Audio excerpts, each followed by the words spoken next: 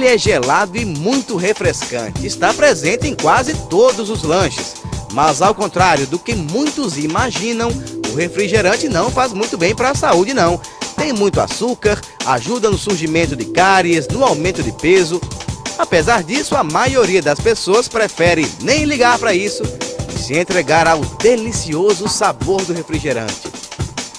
Tanto é que o consumo de refrigerantes aqui no Brasil é altíssimo. São mais de 14 milhões de litros por ano, acredita?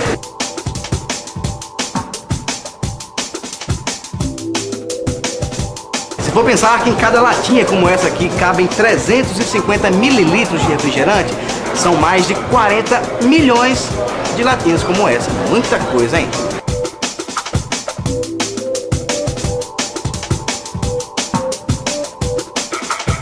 Peraí, como é que a gente sabe que aqui dentro tem 350 mililitros de refrigerante?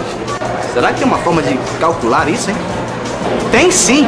Na videoaula de hoje você vai aprender a calcular o volume de sólidos geométricos, como o cilindro, o cubo e o paralelepípedo retângulo. Tem saber o que são grandezas diretamente proporcionais e grandezas inversamente proporcionais. E vai saber o que é uma equação do primeiro grau.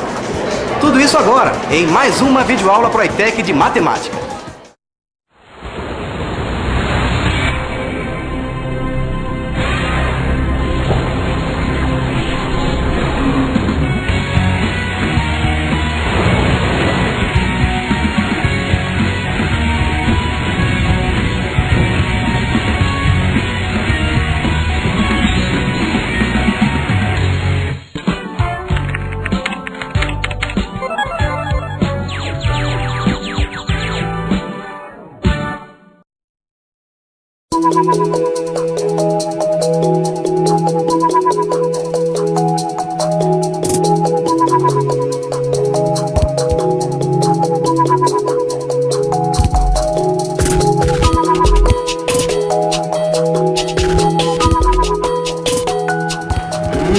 Eu não vejo a hora de comer esse doce de arroz. Miguel, suspende aí os ingredientes. Acho que temos um probleminha.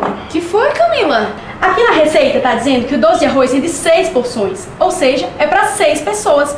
E nós só somos 3. Vai sobrar muita coisa. E é mesmo, Miguel. É melhor dar um jeito nisso, porque sobrar comida não é legal. Tanta gente passando fome por aí, né, galera? A gente não pode desperdiçar. Ah, isso é verdade, viu? Desperdiçar comida não é certo mesmo, não. Mas e agora? O que é que a gente faz? Ah, não sei. Vamos tentar fazer outra coisa. Ah, não, Alice. Esse doce de arroz vai ter que sair hoje. Eu só não sei como contornar essa situação. Já sei! Se queremos fazer um número menor de porções do que diz a receita, é só usar menos ingredientes. Ah, é mesmo, mas menos quanto, amiga? Galera, é só diminuir usando a proporção. Olha só, vamos supor que a gente queira fazer esse doce para 12 pessoas, o dobro da receita. Então é só dobrar os ingredientes. Ah, conectei. Bom, então nós somos em 3. Metade do rendimento da receita. Se para dobrar o rendimento a gente precisa dobrar os ingredientes, para diminuir pela metade o rendimento, que é o nosso caso, a gente precisa diminuir pela metade os ingredientes, não é isso? Isso! Vou dar um exemplo. Na receita, a gente pode ver que para fazer 6 porções, precisamos de 1 litro de leite desnatado e 150 gramas de arroz. Quer dizer, a razão entre a quantidade de leite e de arroz é de 1 para 150. Para diminuir a receita pela metade, a gente tem que dividir a quantidade desses dois ingredientes pela metade. Meio litro de leite e 75 gramas de arroz. Quer dizer, a razão entre a quantidade de leite e de arroz é de 0,5 para 75. Fazendo as contas, a gente pode ver que elas têm o mesmo valor, aproximadamente 0,007. Quer dizer, a proporção foi mantida.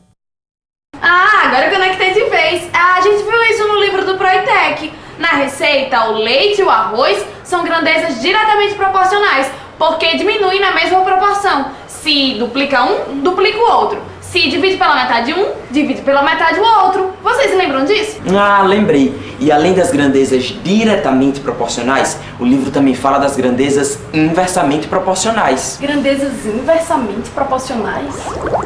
Exatamente, grandezas inversamente proporcionais. Agora vamos saber se as pessoas na rua sabem o que é isso. Grandezas inversamente proporcionais? Mas estou bem em dúvida. São grandezas que Eu não sei te dizer. Grandezas inversamente proporcionais são aquelas que, enquanto uma aumenta, a outra diminui. Quando eu tenho duas grandezas que ampliando uma, a outra diminui na mesma proporção. Como a gente pôde perceber, dessa vez ficou um pouco mais difícil. Mas e você? Sabe o que são grandezas inversamente proporcionais? O nome pode até parecer complicado, mas é muito fácil de entender. Eu vou explicar com um exemplo. Olha só. Suponha agora que Camila queira levar o doce para sua avó experimentar. Indo de bicicleta a uma velocidade média de 15 km por hora, Camila vai gastar 30 minutos para chegar na casa da sua avó.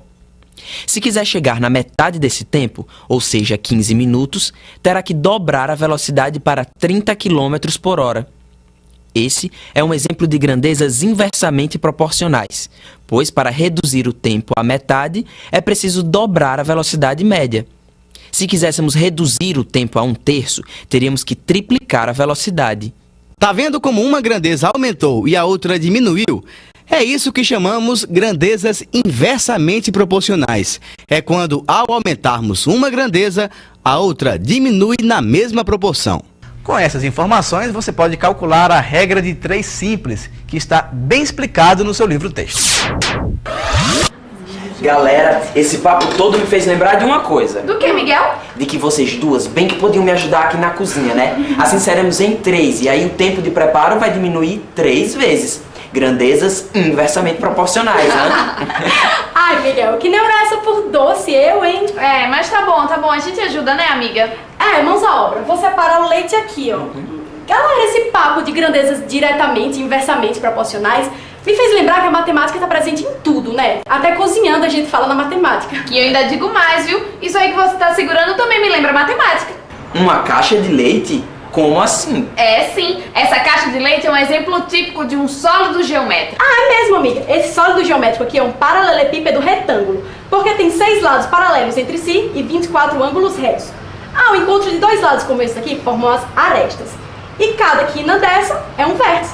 Se for assim, olha, essa caixa aqui tem o formato de um cubo. Ela tem 6 lados quadrados. Essas aqui são as arestas e cada quina dessa, um vértice. Meu Deus, em todo canto a gente encontra a matemática, né? É mesmo. Imagina então um supermercado. Quantos sólidos geométricos devem ter lá, hein? Quantos sólidos geométricos, não? Cilindros, cubos, cones, paralelepípedo retângulo, pirâmides, uma infinidade deles em todas essas prateleiras. Agora, vamos fazer um experimento rápido.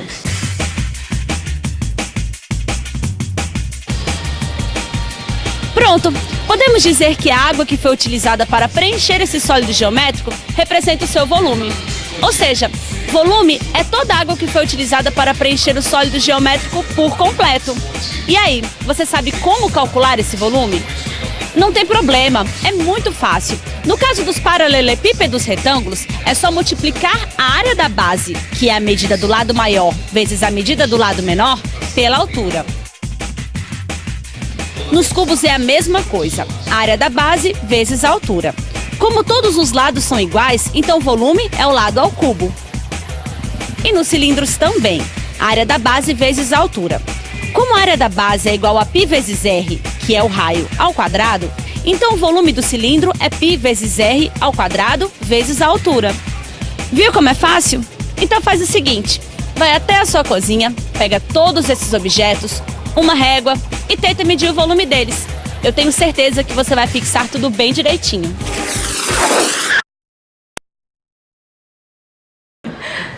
Pode parecer neura, galera, mas essa balança também me lembra matemática. Ou melhor, equação de primeiro grau. Como assim, amiga? Tipo, nessa balança, os 2 lados têm o mesmo valor de peso. E numa equação de primeiro grau também. Calma, eu vou transformar isso numa equação para vocês verem melhor.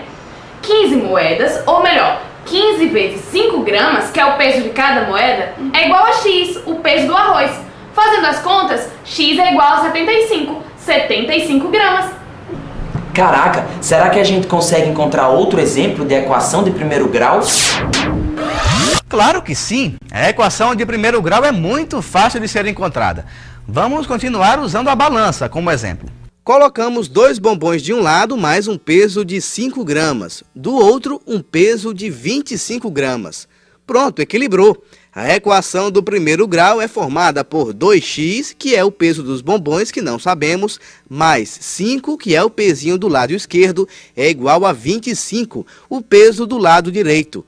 Agora vamos fazer as contas. 2x é igual a 25 menos 5, 2x é igual a 20, x é igual a 20 dividido por 2, então x é igual a 10. Quer dizer, cada bombom pesa 10 gramas. No seu livro-texto tem outros exemplos sobre esse assunto. Pronto, 75 gramas de arroz. Agora é só ir para a panela. E dentro de alguns minutos teremos o melhor doce de arroz do mundo. Isso aqui tá uma delícia. Muito bom mesmo, viu? Eu não disse que o doce da vovó era delicioso? E o melhor de tudo é que além de comermos esse doce fantástico, ainda falamos um monte de coisa sobre matemática.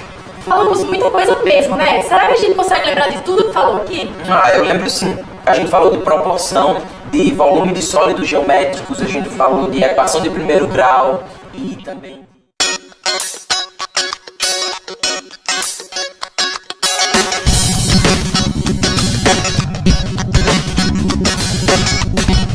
Na videoaula de hoje você aprendeu o que são grandezas diretamente proporcionais e grandezas inversamente proporcionais.